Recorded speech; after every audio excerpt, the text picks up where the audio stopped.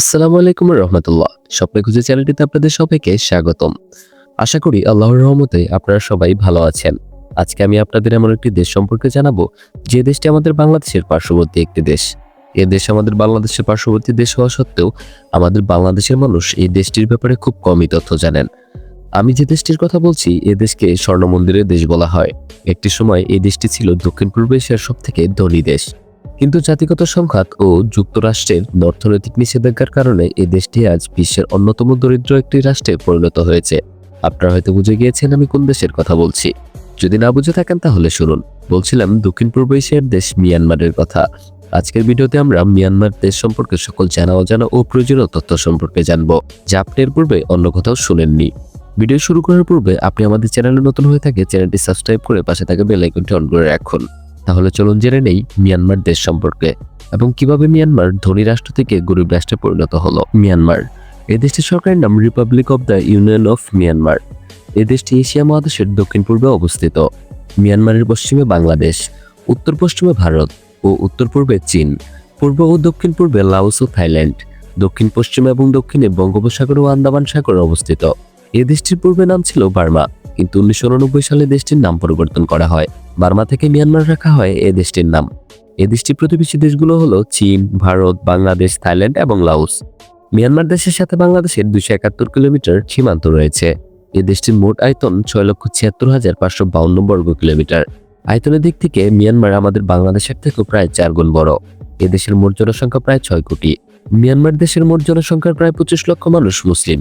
এ দেশের তৃতীয় বড় ধর্ম ইসলাম। মিয়ানমারে প্রায় সবাই বৌদ্ধ ধর্ম অনুসরণ করে। বেশিরভাগ মানুষ থেরাভাদা বৌদ্ধ ধর্মের অনুসারী। শ্রীলঙ্কা, থাইল্যান্ড, লাওস এবং কম্বোডিয়া দেশের মানুষ এই থেরাভাদা বৌদ্ধ ধর্মের অনুসারী। হিন্দু ধর্ম মিয়ানমারের তৃতীয় বৃহত্তম ধর্ম। এই দেশটিতে প্রায় 9 লাখেরও বেশি মানুষ হিন্দু ধর্ম অনুসরণ করেন। আপনি জানলে অবাক হবেন যে মিয়ানমারে অনেক হিন্দু মন্দিরে বুদ্ধের মূর্তি রয়েছে, যা আপনি পৃথিবীর অন্য কোনো দেশের হিন্দু মন্দিরে দেখতে পাবেন না। এই দেশটিতে প্রধানত 2টি জাতিগোষ্ঠীর মুসলিম বসবাস করেন। এদের মধ্যে একটি হচ্ছে স্থানীয় বার্মিজ মুসলিম জাতিগোষ্ঠী এবং অপরটি হচ্ছে মিয়ানমারের রোহিঙ্গা জাতি মুসলিম। মিয়ানমারের বার্মিজ জাতিগোষ্ঠীর মুসলিমরা রাষ্ট্রীয় সকল সুযোগ সুবিধা ভোগ করেন, কিন্তু রোহিঙ্গা মুসলিমরা সবসময় নিপীড়নের শিকার হয়। অর্থাৎ রোহিঙ্গা মুসলিমদের রাষ্ট্রীয় কোনো সুযোগ সুবিধা দেওয়া হয় না। এই সকল রোহিঙ্গা মুসলিম রাখাইনে বসবাস করেন। 1989 সালে মিয়ানমার দেশের নাম ও রাজধানীর নাম পরিবর্তন করা হয়।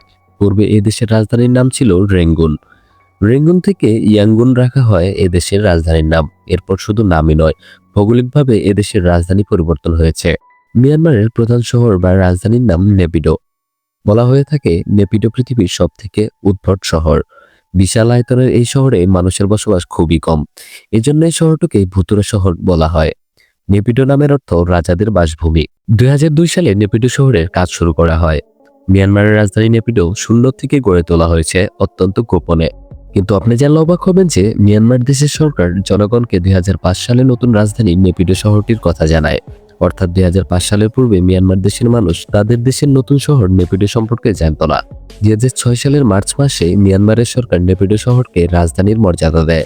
নেপিডো শহরের নির্মাণ কাজ শেষ হয় 2012 সালে। এই শহরের আয়তন 7,000 বর্গ কিলোমিটার, যা লন্ডন শহরের থেকে প্রায় 4 গুণ বড়। বাংলাদেশের টাকার তুলনায় মিয়ানমারের টাকার মূল্য খুবই কম। আপনি যদি কখনো বাংলাদেশি মুদ্রায় 5,000 টাকা নিয়ে মিয়ানমারে যান, তাহলে আপনার কাছে মনে হবে আপনি মিয়ানমারের সবথেকে ধনী ব্যক্তি। কেননা বাংলাদেশের মাত্র 5,000 টাকা মিয়ানমারের মুদ্রায় প্রায় 1,04,000 টাকা। বুঝতেই পারছেন বাংলাদেশের টাকার থেকেও মিয়ানমারের টাকার মান অনেকটাই কম। এজন্যই প্রতি বছর প্রচুর বাংলাদেশি পর্যটক ভ্রমণ করতে যায় এই দেশটিতে। প্রাকৃতিক সৌন্দর্যের কারণে মিয়ানমারকে দক্ষিণ পূর্ব এশিয়ার প্রাকৃতিক স্বর্গীয় ভূমি বলা হয়ে থাকে। প্রতি বছর ইউরোপ দেশগুলো থেকে লক্ষ লক্ষ মানুষ এই দেশটিতে ঘুরতে আসেন। বন্ধুরা, আপনি হয়তো জানেন না যে বার্মি ভাষা মিয়ানমারের রাষ্ট্রীয় ভাষা। এই ভাষায় মিয়ানমার দেশের 80% মানুষ কথা বলে থাকেন। এছাড়াও এই দেশটিতে প্রায় 100টি ভাষার প্রচলন রয়েছে।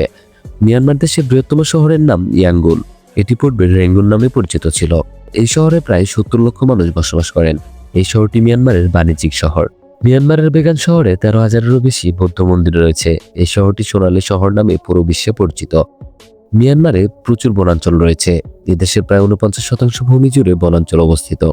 এই সকল বনাঞ্চলে 800-এরও বেশি প্রজাতির পাখি দেখতে পাওয়া যায়। একই সাথে এ দেশটিতে স্বাদু পানির প্রচুর মাছ রয়েছে, যা দেশের মানুষের খাদ্যের গুরুত্বপূর্ণ উৎস। মিয়ানমারে সংখ্যালঘু রোহিঙ্গা জাতি মানুষের উপর অত্যাচার নিপীড়ন চলছে অনেক আগে থেকেই। এর মূল কারণ রোহিঙ্গা জাতিকে বহিরাগত ভাবা। মিয়ানমার দেশের প্রতিরক্ষা বাহিনী এই রোহিঙ্গা জাতিকে হত্যা, ধর্ষণ ও জ্বালাও পোড়াও করছে। এর জন্যই রোহিঙ্গা জাতি আজ নিজ দেশ হতে বিতাড়িত। মিয়ানমার দেশের প্রায় 90% মানুষ শিক্ষিত। এদেশের মানুষ ফুটবল খেলতে অনেক পছন্দ করেন। এজন্য মিয়ানমারের জাতীয় খেলা ফুটবল। আপনি জানলে অবাক হবেন যে মিয়ানমার দেশে প্রচুর গ্যাস ও তেলের খনিজ সম্পদ রয়েছে। মিয়ানমার বছরে প্রচুর পরিমাণে গ্যাস চীন ও থাইল্যান্ডে রপ্তানি করে থাকেন। মিয়ানমারের অর্থনীতিতে কৃষি খাতের গুরুত্ব অপরিসীম। মিয়ানমারের টাকাকে কিয়াত বলা হয়ে থাকে। আপনি কখনোই মিয়ানমারে গিয়েছেন কিনা তা জানাতে ভুলবেন না। এই ছিল মিয়ানমার দেশের জানা অজানা ও প্রয়োজনীয় সকল তথ্য। আশা করি ভিডিওটি আপনাদের ভালো লেগেছে। ভিডিওটি যদি আপনাদের ভালো লাগে থাকে তাহলে চ্যানেলটি সাবস্ক্রাইব করতে ভুলবেন না। দেখা হবে অন্য কোনো দেশের জানা অজানা ও প্রয়োজনীয় তথ্যমূলক ভিডিওতে। সে পর্যন্ত ভালো থাকবেন, সুস্থ থাকবেন। আল্লাহ হাফেজ।